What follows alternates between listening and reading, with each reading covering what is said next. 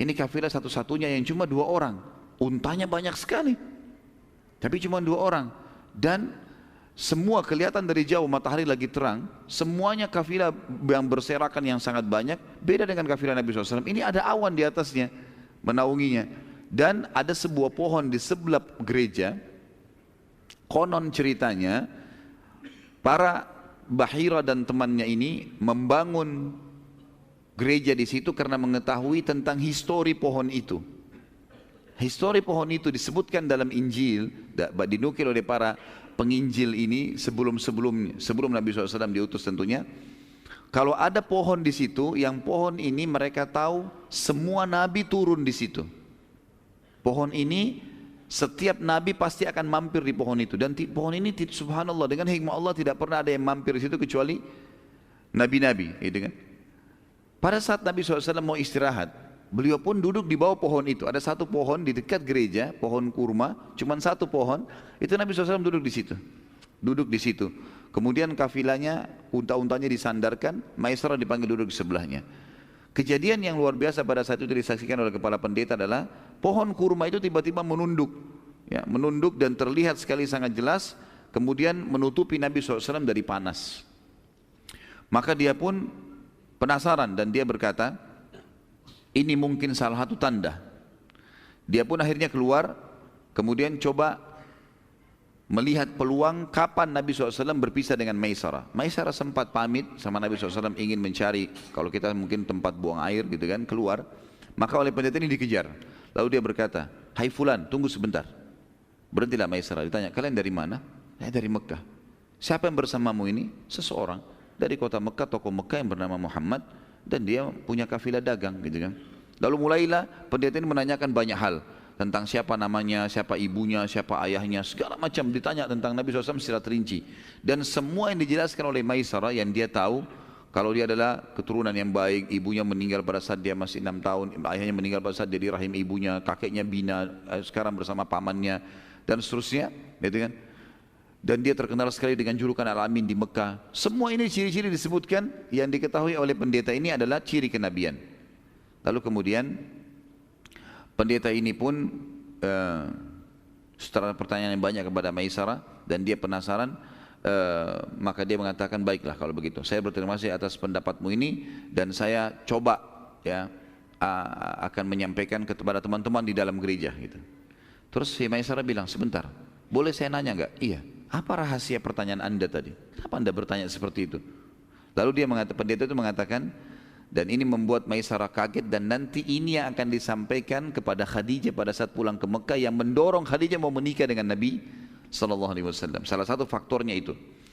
Maka dia mengatakan, ketahuilah wahai anak muda, karena Maisarah masih muda, masih belasan tahun berumur seperti ini, di bawah sedikit dari Nabi SAW. Ketahuilah, menurut keyakinan kami dan apa yang kami dapatkan dalam Injil, tidak ada yang turun di bawah pohon ini kecuali seorang nabi, Maka ketahuilah yang sedang bersamamu sekarang adalah nabi yang sedang ditunggu. Jadi ceritanya hanya seperti itu saja, tidak ada penyampaian setelahnya seperti apa. Apakah pendeta itu beriman atau tidak? Tidak seperti kisah Bahira. Kalau Bahira memang dia sudah berazam, bertekad kalau memang Nabi SAW di masa kenabian dia masih hidup, dia mau beriman. Tapi pendeta ini tidak, dia kembali ke gerejanya, kemudian buku-buku sejarah menceritakan atau memutus sampai situ kisahnya, dan Nabi SAW sudah langsung pergi ke negeri Syam. Saat tiba di negeri Syam, teman-teman sekalian, Maisarah bertambah kagum lagi pada saat melihat bagaimana Nabi SAW bermuamalah dan berperilaku dengan para penduduk negeri Syam. Beliau cepat sekali berbaur, sangat supel, ya, mudah dalam membeli dan menjual. Dan ini subhanallah bagian dari syariat semua nanti setelah Nabi SAW diutus menjadi Nabi gitu kan. Sebagaimana beliau mengatakan, ya, rahmat Allah kan terkena kepada atau akan didapati oleh orang yang selalu mudah dalam bertransaksi, mudah membeli, mudah menjual. Itu adalah salah satu ciri orang beriman ya. Nah, orang beli ya sudah, orang nawar ya sudah, mudahin. Yang penting memang dia tidak dirugikan gitu. Bukan orang yang sudah tahu ada keuntungan masih ditekan supaya mendapatkan keuntungan yang lebih. Enggak ada seperti itu. Samhan kata Nabi SAW. Samhan idza ba, samhan idza syara. Ya, dia sangat mudah untuk bertransaksi, menjual dan membeli, semuanya dimudahkan oleh dia. Maisarah melihat itu. Dan Nabi SAW bukan cuma itu. Beliau setelah dapat keuntungan, disimpan di tempat yang aman, Nabi SAW selalu mengeluarkan dan keliling mencari orang-orang fakir di negeri Syam. Kemudian membagi-bagikan buat mereka.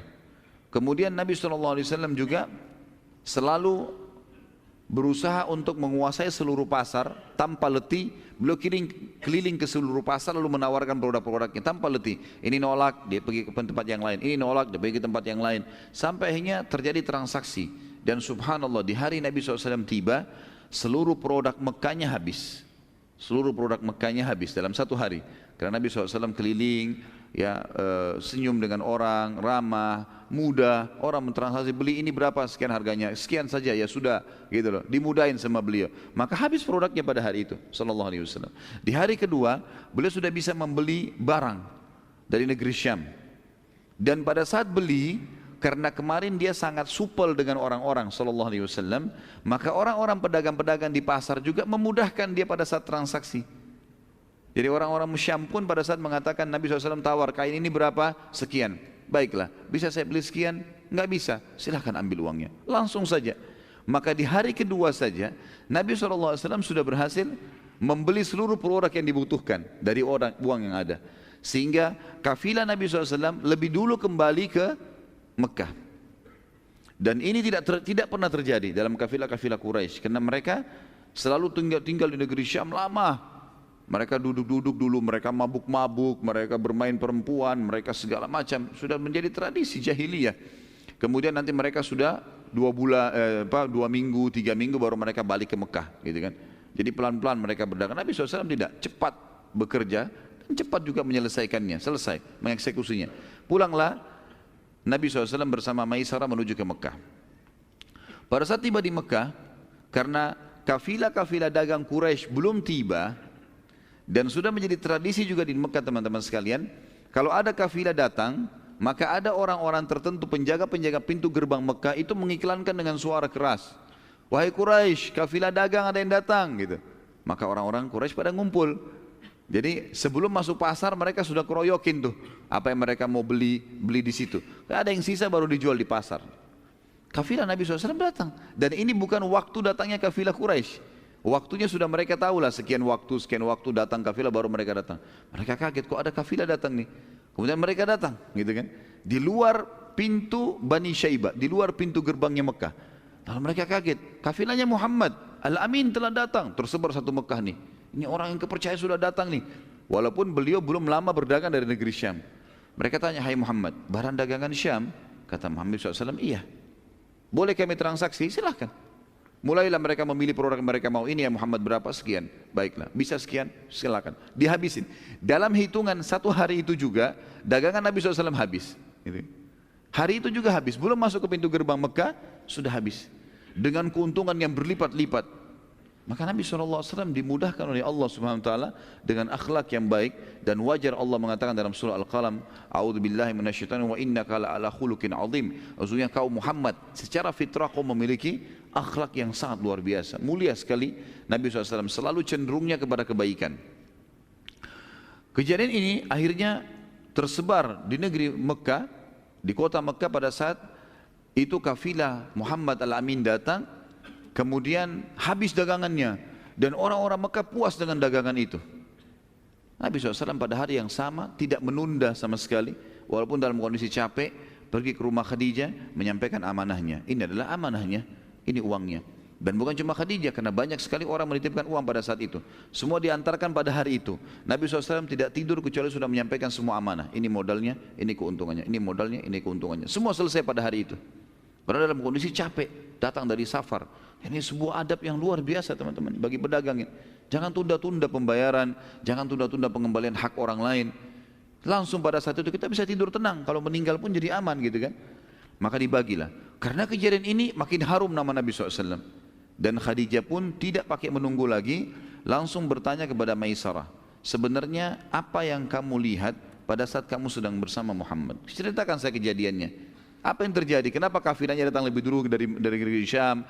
Apa yang terjadi pada saat kamu sedang di sana, gitu kan? Bagaimana dia bermuamalah dengan orang-orang, gitu? Maka pada saat itu pun Maisarah menceritakan semua apa yang dia lihat. Dari kasus jalan, ada naungan awan,